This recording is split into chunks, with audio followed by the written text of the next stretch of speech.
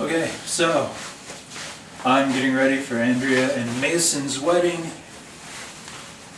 I'm putting on my pants right now. You can't see that part. Tucking in my shirt, my tuxedo shirt. Yeah, it's been a stressful day. Cause yeah, I always, when I do things like this, I always put the script on my Kindle, but today my Kindle decided it wasn't going to accept any files from me, and that wasn't very helpful. It took hours to get that sorted, but now it's on my Kindle, so I know what I'm saying. I sent myself a backup PDF in case the Kindle goes insane. There's a lot to this costume. Behold the vest.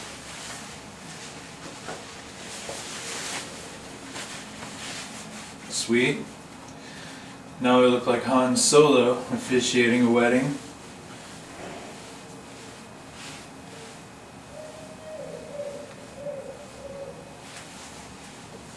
But anyway, behold my glorious locks.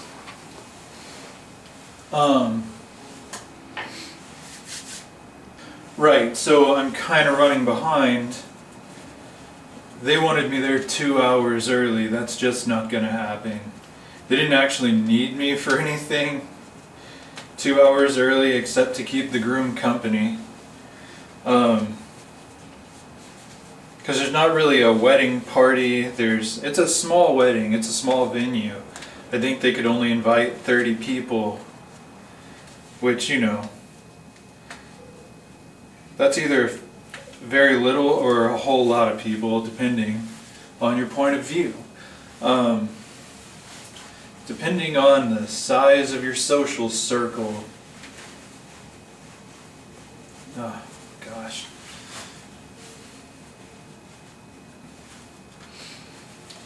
I hate that I have to button this vest. But it is what it is. Alright, getting there. So, let's see, what else is new? Right, so, well, I don't know what to do with a lot of these clicks. Like, there's a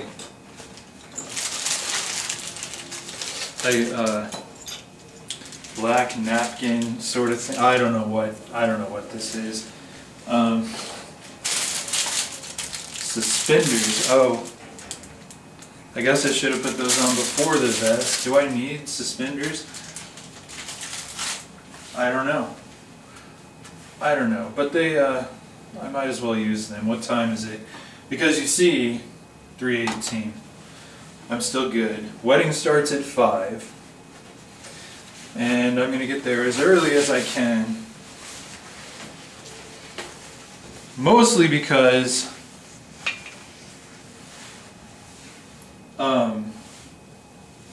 I just found out this wedding is in Deep Ellum on a weekend, which is in Dallas. Deep Ellum is like downtown. It's like a very happening scene on the weekends. So the traffic will be a nightmare, and there will be no place to park. I will have to pay to park. If I get done early enough, perhaps I will hire a Lyft and just get dropped off, because I get the road rage. I get the road rage when I'm driving in Deep Ellum. I generally, if I'm surprised by someone saying, hey, come meet us here, and realize it's a place like that, my general reaction is to go home.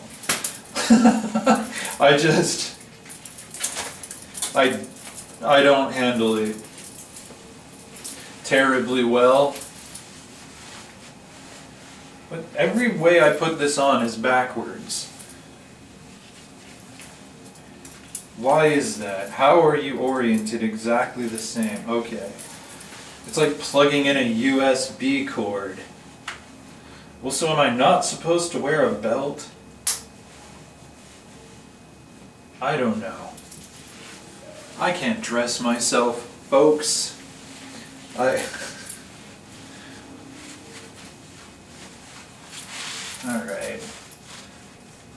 Suspenders are fun, though. I've always thought suspenders are fun.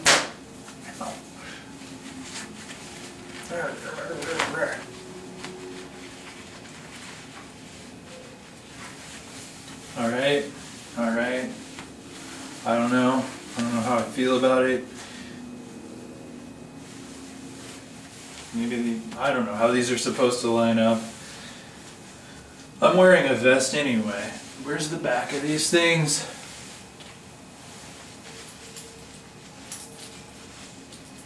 Oh, yeah, okay. This is fun, really. Great fun. Oh, come on. Clip in the back of my pants. Whoa. No, I do not need a belt. I do have a whole pants wedgie now. That's kind of unexpected. Let's see, there's a tie of sorts. Oh, good Lord. Help us all. What the hell is this? I don't have any idea what to do with this. So, oh, okay, well, there's like a little clip thing. Ah, and a hook thing. Okay, I think I figured it out. Oh, gotta button more buttons. I hate buttoning buttons. Maybe I'm not supposed to wear a belt. I'm really curious. I can take it off. These suspenders render the belt completely unnecessary.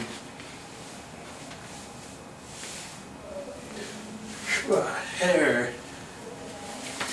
Crap, I'm blind. Now where's the... dang it.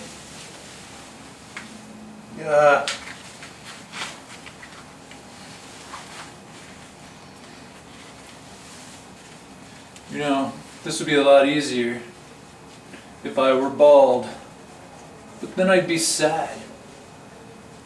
Oh, what? This button is on a rope. What?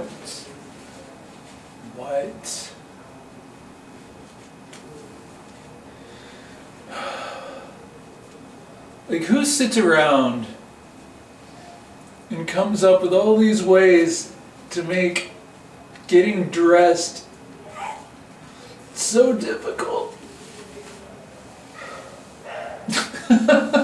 I look like I have no neck. Alright. Hooky thing. And of course it needs to be tightened. And this is twisted. And like, here's the weirdest part about this whole get-up is that, okay, and yeah, it needs to be a little tighter. It's that,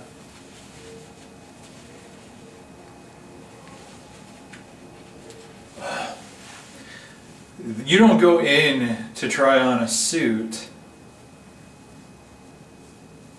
They make you fill out a form online. Oh wait, no, I want it shorter. I think this is how we do. And an algorithm determines your sizes. And that is why I had to go get my pants from Matt yesterday. Because the pants they sent me, I'm pretty sure were for children. It's like the top fit, the bottom not so much. Well, the top, you know, now that I'm buttoning everything, maybe a little bit snug. But not unworkably snug. There. I'm gonna move these suspenders a little.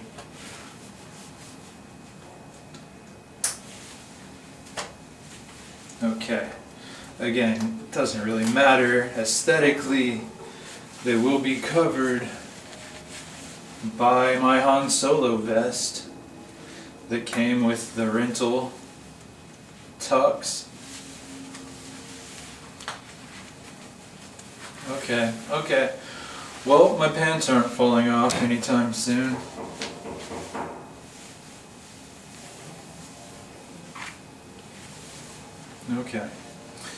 Okay. Hoo. I'm a child. I don't cufflinks. How the hell do these work? I'm gonna be wearing a jacket. Maybe they go in the jacket. Okay, whoa. Han Solo vest. Take 2. What the hell? God damn it, the hell? What was that? That was the back of it going around my arm. Why is there this? What the hell is that? Why is there a weird buckle on the back of it?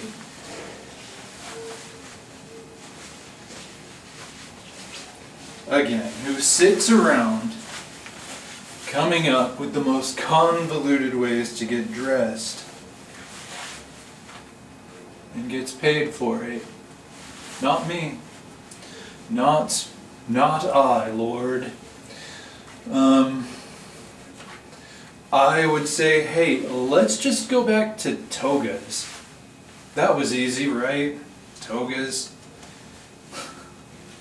If I ever get married, maybe we'll just wear togas. We'll make it a toga party. But see, that's overcomplicating things. Because then people have to go find a toga, get a toga, and that's a pain in the ass, I assume. So yeah, if I ever get married, probably not going to make it a toga party, but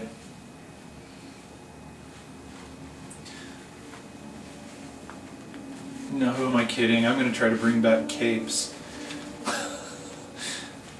Oh, that's just going to do. Because I got to get out of here. So Deep Ellum.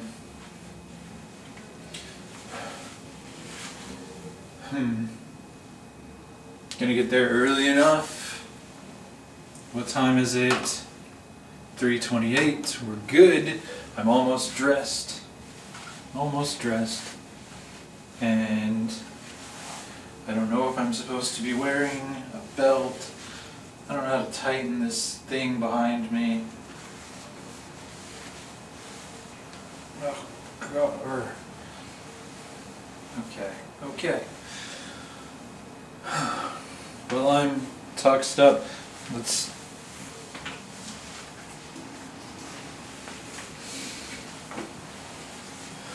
I'm not going to put the jacket on for real until I get there.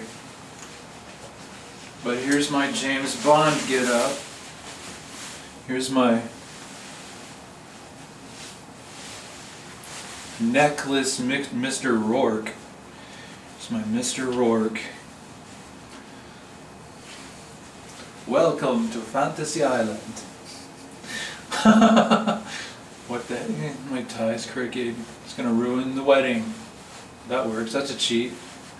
Okay, I don't know, man.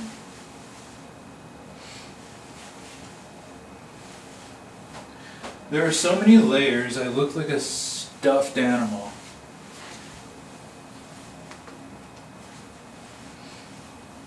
Alright, yeah. So there we go. Wearing a tux. Right, so I don't understand replacing actual tailors with a flippin' algorithm. Because, like, some things fit, some things don't. The jacket, I don't know, I feel like the jacket could be looser. But I'm used to wearing a very loose jacket.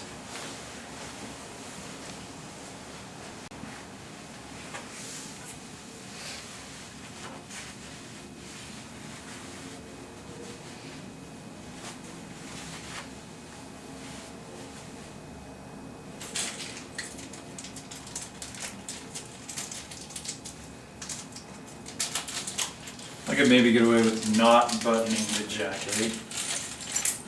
Okay, cufflinks.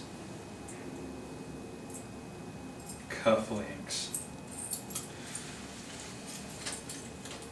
I don't know what the hell to do with cufflinks.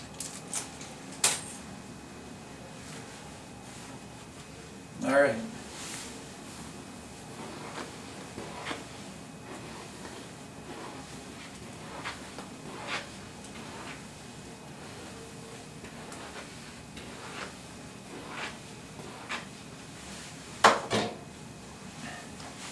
I like the vest. I never wear white, ever. I don't even wear white underwear. Now you know too much.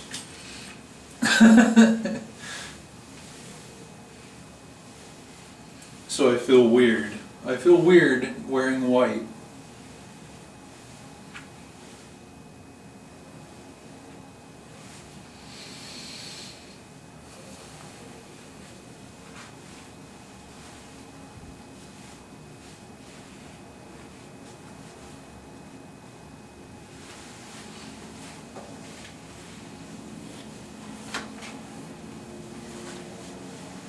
Alright. I clean up alright.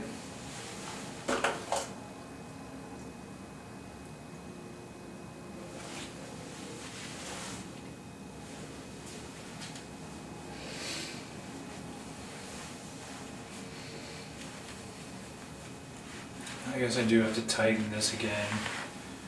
It does feel a little, I don't know, like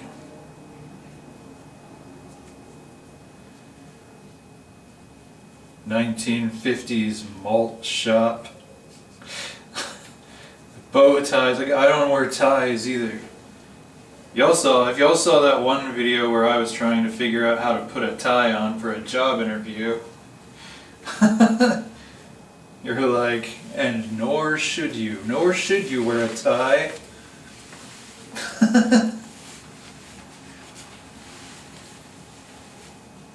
Oh, did I get it too tight?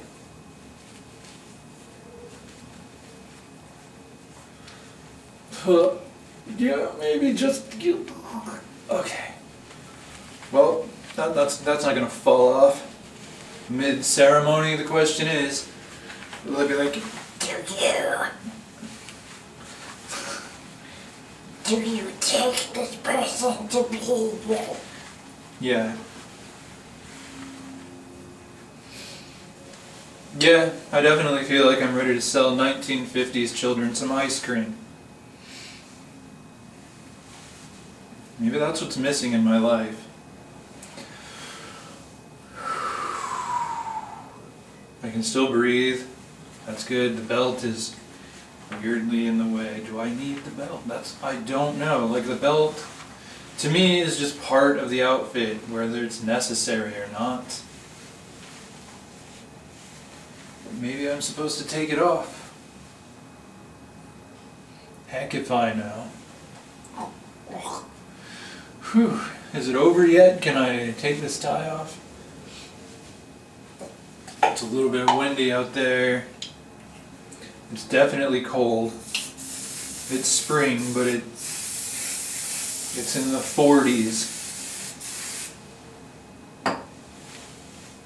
Just a little something to hold everything in place. Maybe a little something more.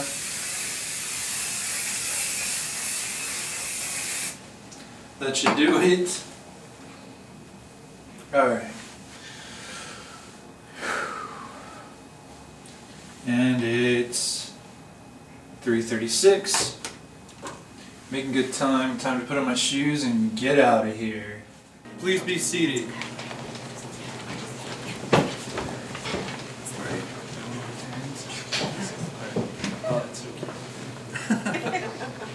Welcome, dear family and friends, to the joyous celebration of love and commitment between Andrea and Mason. As we gather here today, let us share in their happiness and support them as they embark on this beautiful journey together.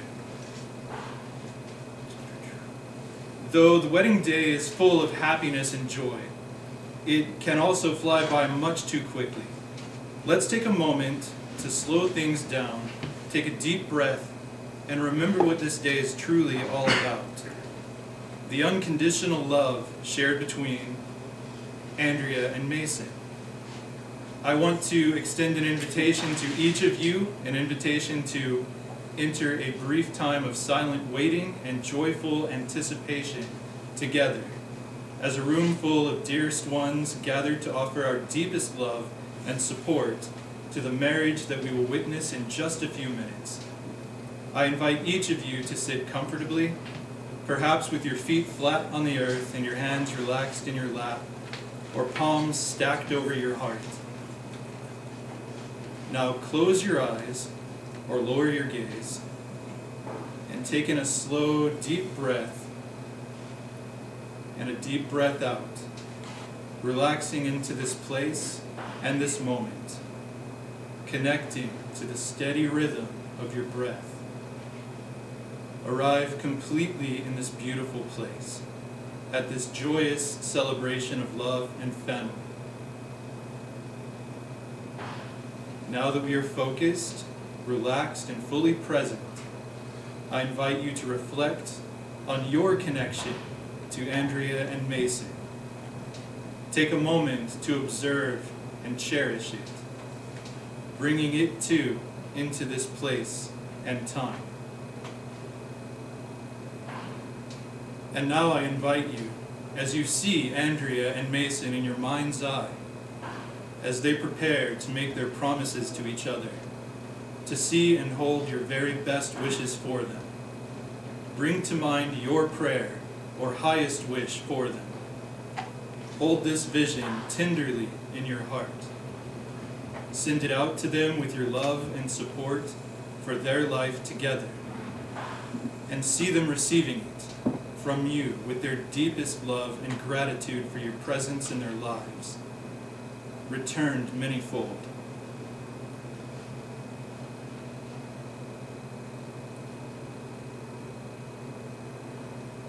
And now I invite you to raise your gaze or open your eyes and return to this place. Take a moment to look around at your surroundings, to take in the smiles, tears, love, and support that is here today. A moment to remember what today smells like, sounds like, looks like, and feels like. To be fully here, embraced by the magic of living in the now. And now we're going to have our first reading, which is a video, so that'll be on the screen. Hey Andrea, hey Mason, this is Penn. Penn's your left, Penn and Telly. The big guy does magic, smaller guy next to me, he does magic too. He doesn't talk that much. Anyway, Mason and Andrea, this is a big day for you. Really, really big day for you. Really important day, wonderful day, and I'm so flattered you wanted to have me here, at least in video. I'm going to read something for you. Okay? Can I read something to you to kind of celebrate this day for you, something to think about? Love is awful. It's awful. It's painful. It's frightening. Makes you doubt yourself, judge yourself, distance yourself from the other people in your life. It makes you selfish. Makes you creepy. Makes you obsessed with your hair. Makes you cruel. Makes you say and do things you never thought you'd do. It's all any of us want, and it's hell when we get there. So no wonder it's something we don't want to do on our own. I was taught if we're born with love, then life is about choosing the right place to put it. People talk about that a lot, feeling right when it feels right. It's easy. But I'm not sure that's true. It takes strength to know what's right. And love isn't something that weak people do. Being a romantic takes a hell of a lot of hope. I think what they mean is when you find someone that you love, it feels like hope. I think you all did that.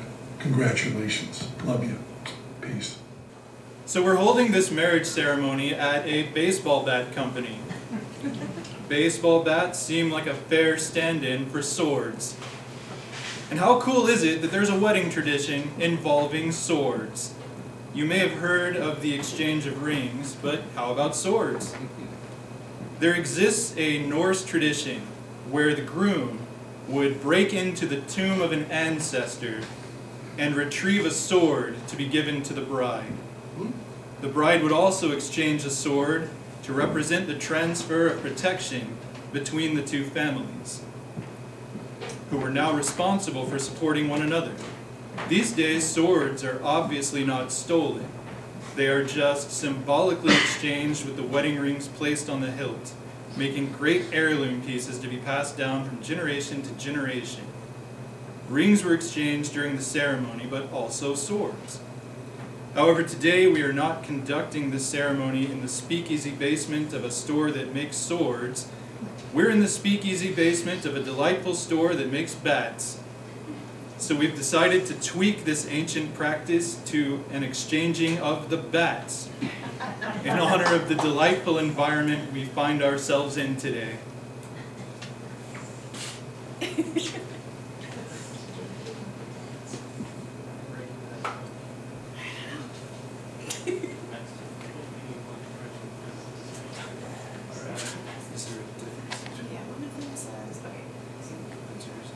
This is his, but we're going to exchange them, right? So here you go.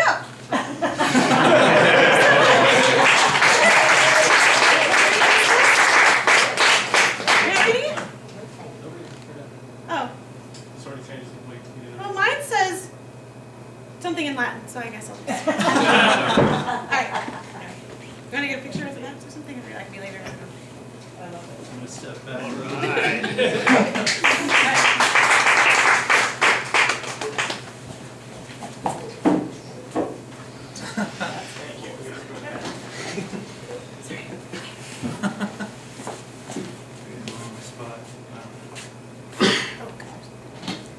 Okay, so two people in love do not live in isolation. Their love is a source of strength with which they may nourish not only each other, but also the world around them. Every single person here is important to the couple and will continue to be past this day. While there are some not able to be here with us today, you are a group of truly important people in Andrea and Mason's life. People they love, trust, and hold closest to their hearts. And since Andrea stole this idea from Kyle, I'm going to invite him to explain what we're about to do. Hi everybody, I'm Kyle, Andrea's cousin. It's a rings. Oh, thank On you. vampire. Wedding rings are a highly symbolic piece of jewelry. Throughout history, a wedding ring has represented a binding union and an everlasting commitment between two people. By themselves, these wedding rings are already loaded with meaning. However, before exchanging these physical manifestations of a lifelong love, Mason and Andrea have decided to hold a ring warming ceremony. The rings will be passed between the loved ones, everyone in this room, the loved ones of Andrea and Mason, accompanied by a song, Birdhouse in Your Soul. As this happens, we invite you all to spend a few seconds in deep thought and reflection. Once the rings reach you, hold them in your hands for a moment, say a silent wish or prayer for this couple, and warm the rings with your love. When either the song is finished or everyone has had an opportunity to bless the rings, I'll gather them and return them to the stage to be exchanged as a symbol of the vows they're making together. And per Andrea and Mason's request, please rise if you want to for our first hymn and a little blessed comic relief. So everyone's mascara can stay in place while Mason, Andrea, and I watch. Thank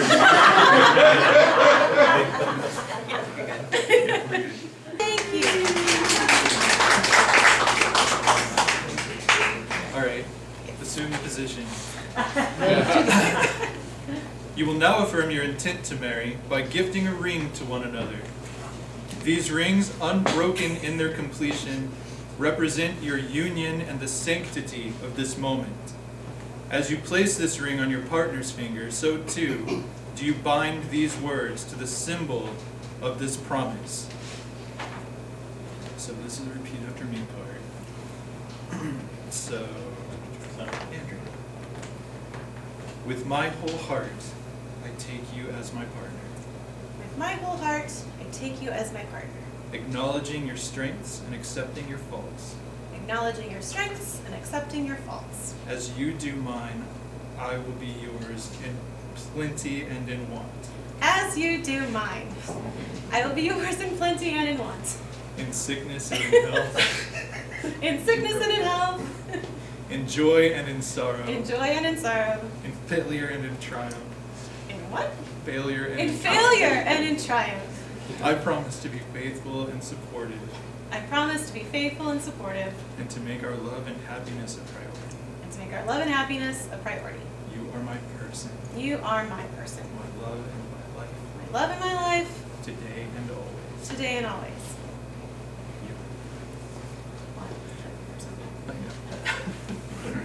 Mason, it's your turn. Yes. With my whole heart. With my whole heart. I take you as my partner. I take you as my partner. Acknowledging your strengths. Acknowledging your strengths. And accepting your faults. Oh yes, I'm accepting faults. As you do mine. As of course you do mine. I will be yours in plenty and in want. I will be yours in plenty and in want. In sickness and in In health. sickness and in health. In joy and in sorrow. In joy and in sorrow. In failure and in triumph. In failure and in triumph. I promise to be faithful and supportive. I promise to be very, very faithful and supportive relative. And to make our love and happiness a priority. And to make our love and happiness a priority. You are my person. You are my person. My love and my life. My love and my life. Today and always. Today and always. Okay, moment of truth time. Do you, Andrea Eberly, take Mason Pelt to be your lawfully wedded husband, your constant friend and partner in all the adventures that life has in store for you? I do. Good. Do you, Mason Pelt, take Andrea Eberly to be your lawfully wedded wife, your constant friend and partner in all the adventures that life has in store for you? I do. Andrea and Mason have declared their intent of commitment to one another, as witnessed by all of us. But we, their community of friends and family, are invited parties to this commitment, and thus have a responsibility to this couple. And so, will everyone please rise as you are able? I now ask you, the witnesses, who will support this couple in tough times and celebrate them in happy times, who will surround them in love, support them in being steadfast in their promises and the family they are creating today. Do you, who are present here today, vow to surround Andrea Eberly and Mason Pelt in love, to contribute to this new community, and to support them in their marriage? If yes, say, we do. We do. By the power vested in me by the state of Texas, I now pronounce you partners in life. So kiss.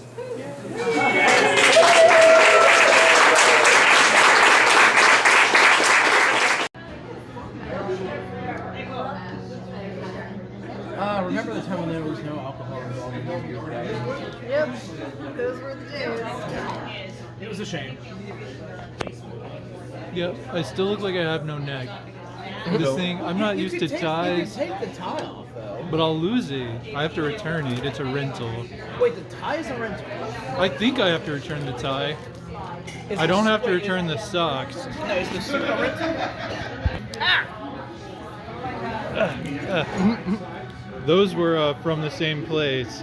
Okay, I did not know your suit was a rental. Yeah, not the pants though. So as an old married man, how has life changed for you?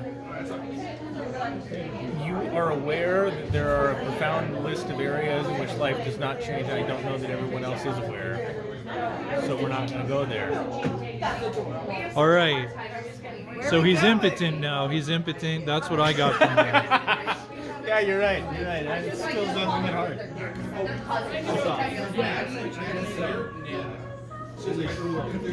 So now that you've been married for a really, really, really long time. I hear other people do. So now that you've been married for a really, really, really long time, how is life different? Not yet, but we've also, I mean, I don't know. We haven't even signed the paperwork, which we need to do, mister. Yeah, we do. Yeah. True. Yeah. So, there you go. That was a wedding. It's dark. I don't know if you can see me even. But I love doing stuff like that. I love being asked to do stuff like that. I've officiated 1, 2, 3. I think this is my 4th wedding for friends and such. Like, I've had and I've done 3 funerals. 1 for my mother and 2 for Matt's parents. But I love being able to do that for people. Gosh, I would love it if there were more light on this video. I mean, here's where I'm driving. Oh yeah, here's where we are. I got out of Deep Ellum. I got into and out of Deep Ellum. It cost $50 to park. $50 just to park. But yeah, it was fun.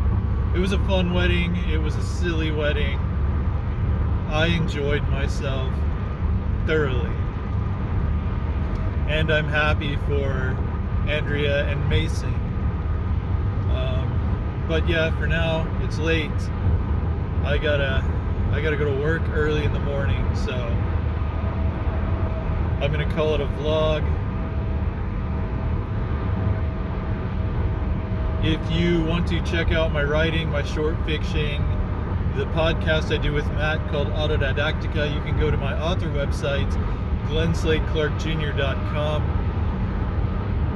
And if you like following my vlog and all the other quirky things I do on my author channel, please do like and subscribe. It makes me feel famous and loved.